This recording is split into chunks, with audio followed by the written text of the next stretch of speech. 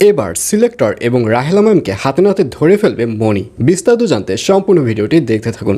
আসসালামু আলাইকুম প্রিয় দর্শক, সবার কি অবস্থা? হাজির হয়ে গেলাম দীপ্ত টিভির নিবেদিত মাশরাফি জুনিয়র নাটকের 1019তম পর্বে কী সব ঘটতে চলছে তার অগ্রিম খবর নিয়ে।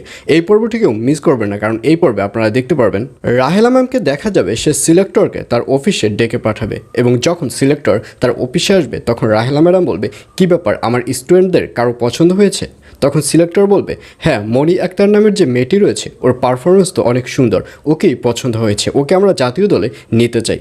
তখন রাহেলা ম্যাম বলবে, ও আচ্ছা, তাহলে তো আবার নতুন করে টেস্টগুলো করে নিতে হয়। আমি চাই যে মেয়েদেরকে এখান থেকে নিয়ে যাবেন তাদের ড্রপ টেস্ট আবার নতুন করে আমি করব।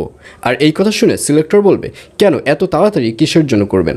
তখন রাহেলা ম্যাম বলবে, আসলে আমি ক্লিয়ার হতে চাই, যাতে করে জাতীয় দলে যেন আমাদের মেয়েদের নিয়ে আমি কোনো দুর্নামের ভাগিদার না হই। জাতীয় দলে যাবার পর জাতীয় দলের যে চেয়ারম্যান স্যার রয়েছে সে যদি দেখতে পারে যে আমাদের দলের মেয়েদের শরীরে কোনো প্রবলেম রয়েছে, তাহলে তো আমাকেই যত কথা শুনতে হবে। আর এর জন্যই আমি ক্লিয়ার কাট হতে চাই।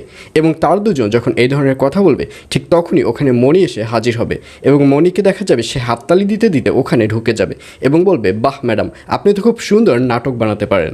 আর মনিকে দেখে রাহেলা ম্যাম রীতিমতো ঘাবড়ে যাবে। রাহেলা ম্যাম বলবে, কী ব্যাপার মনি, তুমি এখানে কেন, কেমন আছো তুমি? তখন মনি বলবে, আমাকে ভালো কই থাকতে দিলেন, আমাকে তো আপনারা ভালো থাকতে দিলেন না। আর এই কথা শুনে রাহেলা ম্যাম ওই যে সিলেক্টর রয়েছে তাকে বলবে, আচ্ছা আপনি এখন যান, আমি একটু মনির সাথে কথা বলছি। তখন মনি বলবে, না, এই সিলেক্টর স্যার কোথাও যাবে না, আমি সবার সামনে আপনার মুখোশটি খুলে দিতে চাই। আর এই কথা শুনে রাহেলা ম্যাম বলবে, ও আচ্ছা, এই বুঝি, তাহলে অন্যের বিপদে সাহায্য করতে গিয়ে আমি নিজেই তো ফেসে গেলাম। আর এই কথা শুনে সিলেক্টর স্যার বলবে, আচ্ছা কী বিপদে সাহায্য করতে গেছেন? তখন রাহেলা ম্যামকে দেখা যাবে সে নকল একটি ওষুধের বোতল সে সিলেক্টর স্যারকে দেখাবে, এবং একটি নকল প্রেসক্রিপশন সিলেক্টর স্যারকে দেখাবে।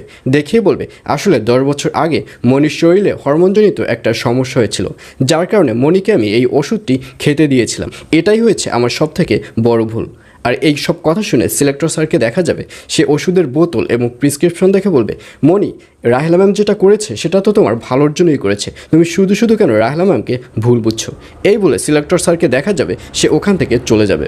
আর অন্যদিকে মনি এবং সিলেক্টর স্যার ওখান থেকে যাবার পর রাহেলা ম্যামকে হাসতে দেখা যাবে।